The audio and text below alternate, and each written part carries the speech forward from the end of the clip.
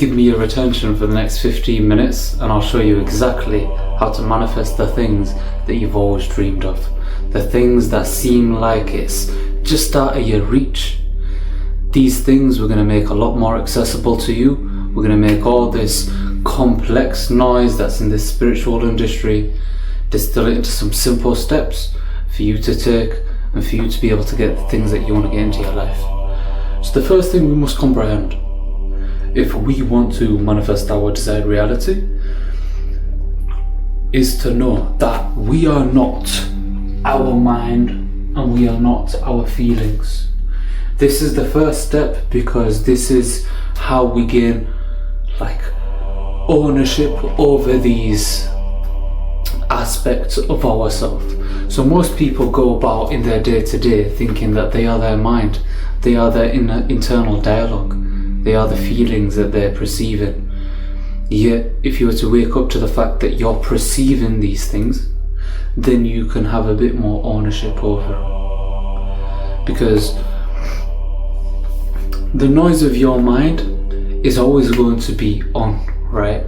You just have to be able to bring yourself away from your mind sometimes, by bringing your attention away from your mind.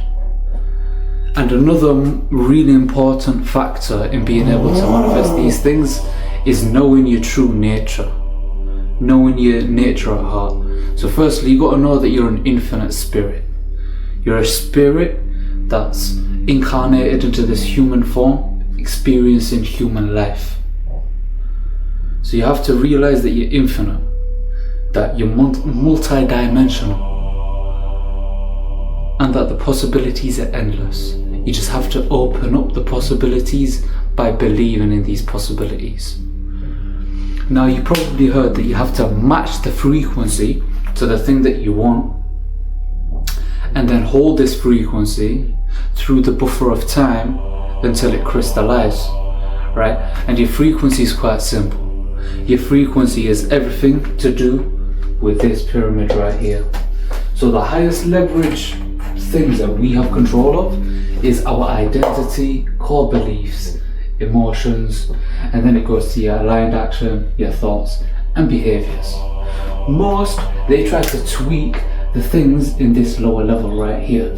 But if you were to tweak your behaviors and your thoughts and your actions manually, then you're not reaping the benefits of going a little bit higher on this ladder, on this pyramid right here. Because if you were to do a single shift in identity to an identity that corresponds with the life that you want to live, that's when all of these bottom things will just sort themselves out. So today we're not going to be talking about changing our behaviors, our thoughts, our actions, or even our emotions and core beliefs. Today we're talking about changing our identity, and then these sort themselves out. So you're an infinite, limitless spiritual being experiencing a human perspective. You have to realize this concept, because this is the concept that will show you it's possible, that'll help you get from A to B. There's a few things that hinder the process of manifestation, and I'm going to drop them down right here. So, to begin with, the importance that you give to your manifestation. So, importance equals space. The more important you perceive this desired reality, the more space you're creating from you to that desired reality. And the reason for this is because you're pedestalizing the idea. And you'll see this in terms of the more energy and the more elevated you put something, the further away it is from you. So you have to do them steps of normalizing that really pedestalized idea.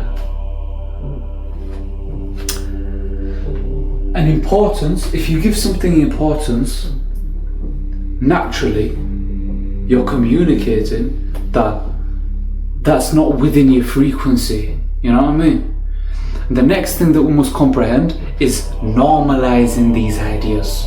As soon as these ideas are normal to you, these ideas will be attracted to you. So whatever you find normal,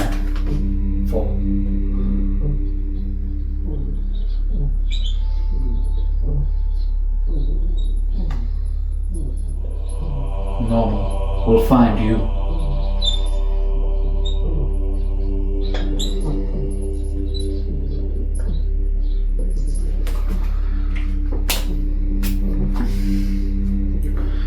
So it's about getting the desired reality, right? Like diagnosing exactly what this reality looks like. Yes, maybe you want a particular relationship, you want a particular state of income, you want a particular state. But whatever it is that you want, you have to find what feeling you would be feeling if you were receiving that thing.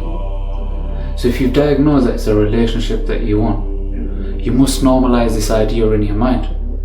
So you could give that to yourself by giving yourself a vivid, imagined experience, because your body does not know a difference between an extremely vivid, imagined experience and an experience that's real, right? Because we can lie to our body. Pardon me. And it's about priming our body to become more aligned to the things that we want to correspond to. So if it's the relationship that you want, start normalizing these ideas in your mind.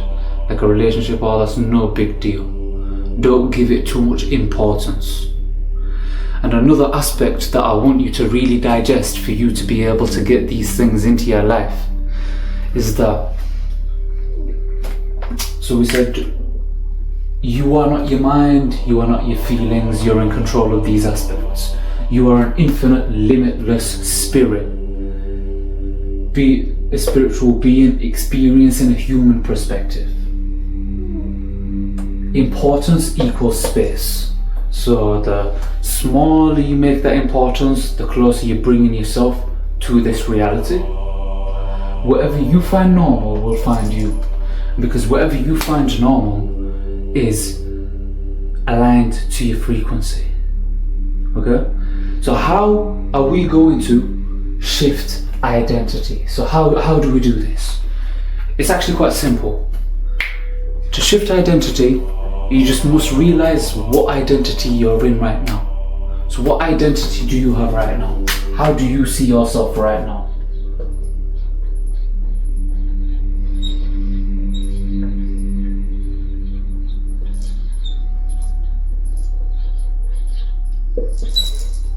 Once you find out how you see yourself, that's when you can start seeing what type of person you want to become. So you got to diagnose who you are right now, what frequency you're working with right now. You go into the silence and you ask yourself, how do I see myself? How do I see myself in the context of getting whatever I want to get in? How do I walk? How do I talk? How do I carry myself? How do I feel most of the time? What things interest me?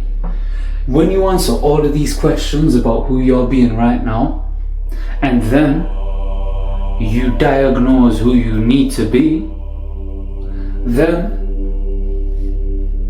you start becoming this new identity. So all you got to do is diagnose who you are, find out what you don't like about that, and then do that shift. Find that different perspective and fall into that perspective.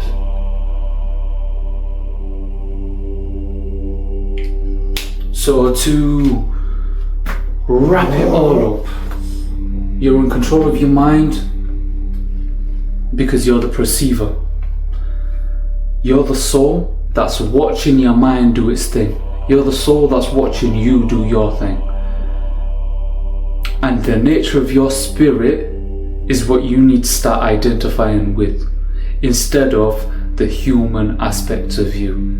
Because your spirit is the most powerful thing that we possess. The spirit is what's connected to the divine. So if you want to be able to get this reality that you've been dreaming of, you have to realize that you need to create less importance. Break that importance down by normalizing these ideas. So the more something is important, the more you pedestalize this idea. It's like, oh wow, that is something that is very, very hard to get. Start normalizing that idea. Bring it down to earth. Give yourself vivid imagined experiences to bring that more into your frequency. And then when you diagnose who you are right now and answer all those questions about who you're being right now, who you're presenting yourself to be, then we can find out who we want to start becoming. But it can be difficult, but it's not difficult, because difficult is just not aligned. Difficult is just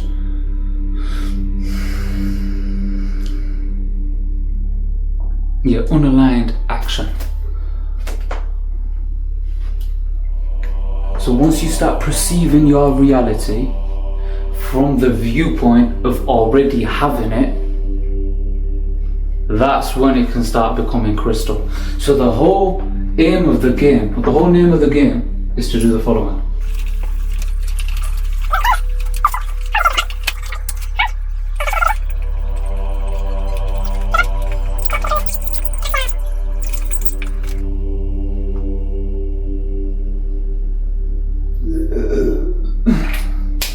And when you're holding this frequency, you'll be met with circumstances, conditions, and people that are not harmonious with this new particular frequency that you put on. So this is a jacket that you're going to be put on, and it's going to feel uncomfortable, and you're going to go out there and you're going to have things G-check whether you are who you say you are, this new conviction that you've set up. And if you are who you say you are, and you remain convicted, and you carry on with that frequency jacket of that identity that you've diagnosed, and you carry on being the person that you've set out to be, then that's all you have to be. You just have to hold this frequency for a short period of time, and this time is just called the buffer of time. So you have a nice period to be selecting, choosing, adapting who you are, because all there is now to do is to say, I have what I want to have. You just hold that frequency. That frequency is yours. Normalize this frequency. Give yourself imagined experiences that make it more harmonious for you to perceive this in your reality, because we're energetic beings. We have to start thinking from the point of energy. Because when we start thinking in terms of consciousness, that's when we start to perceive reality for what it actually is. So it's not mind over matter, it's mind and matter are one. Right? You have to, because the whole concept of spirituality is just telling you your nature as a spark of the divine. There's wonderful books that tell you about your nature, like 3 Magic Words, Parallel Universes of Self. These books will teach you about your nature as spirit. They'll teach you a bit more about the nature of infinity. It'll give you a little bit more clues on what to identify as. But if there's any more questions about how to manifest your desired reality, please let me know. Drop it down in the comments. Like, subscribe, share, give this to a friend that needs to hear this. And if you've gained any value today, you know what to do. And I'll see you in the next one.